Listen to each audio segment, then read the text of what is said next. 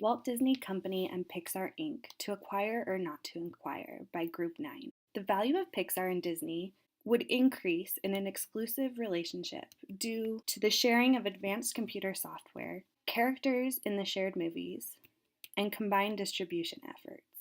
If the two companies were to not create an exclusive relationship, Pixar's value would continue to grow as they sought out a new partner who would be a rival of Disney's and would provide Pixar the resources they needed to continue to grow. On the other hand, Disney's value would decrease as they would need to invest heavily in new animation software and training to compete with their new rival, Pixar. So why would an exclusive relationship add more value? In this situation, we believe for three main reasons. One being innovation, two, talent, and then three, that high profile status that Disney has and can bring to Pixar. With innovation, they're able to focus on industry growth, which both companies, Pixar and Disney, both are focused on right now. They're able to continue focusing on 3D CG feature films. They're able to make films faster than their competitors and add that added innovative step of storyline creation and depth. And then the Marionette, Renderman, and Ringmaster, all of those programs would now be owned and developed with Disney, where they're able to actually access that directly, not only through Pixar. They're able to really cultivate the talent. They're able to focus on development of internal talent, both with their directors and animators. They're able to retain all of that strong animation studio talent as well as creative development talent. And then they both Pixar and Disney have very strong executive teams, executive management teams that they're able to bring together and continue creating that value with both companies separately and together now. They're also able to excel that high profile status that Disney has. They have the ability to sell exclusive character products and increase that with Pixar. The Academy Awards and Oscars that Pixar had earned would now be encompassed kind of in that umbrella of what Disney has achieved. And then they have the ability to attract outside talent and then continue making sequels to the successful movies that they already have together.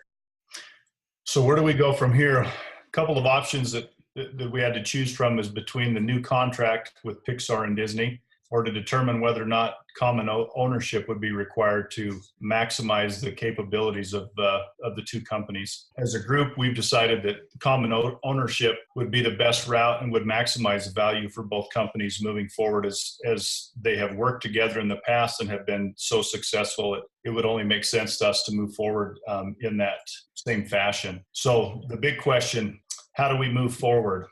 I think ultimately this is going to be the big ticket item on this, how to make things work. So we came together and decided on a step-by-step process that ultimately should bring us to the best point for these two.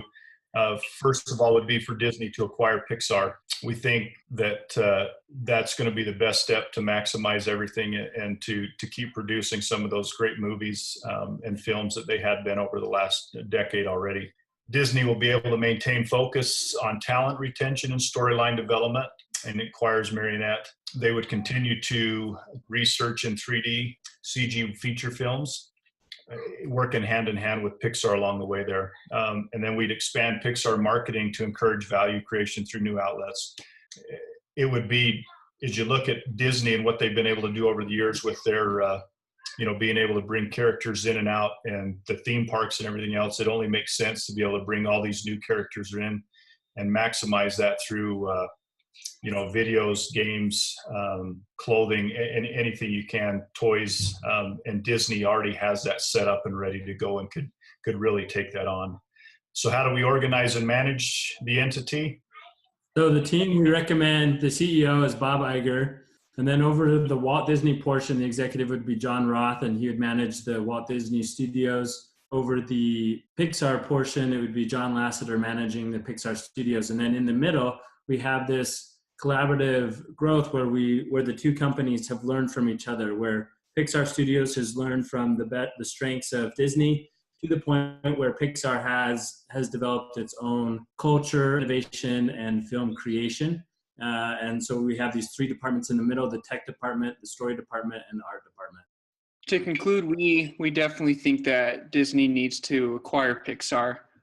Disney gets in on Pixar's advanced animation technology, and at the same time, Pixar gets an advantage because of the magic and the strength of Disney. It's a way for Disney to access the 3D CG technology and to grow in that aspect. And like we mentioned, just to continue to work with these marketable characters and continue to develop them. And it also is going to just get us to jump on the competition, create an ability to minimize cannibalization at the box office between Pixar and Disney and just bring them together.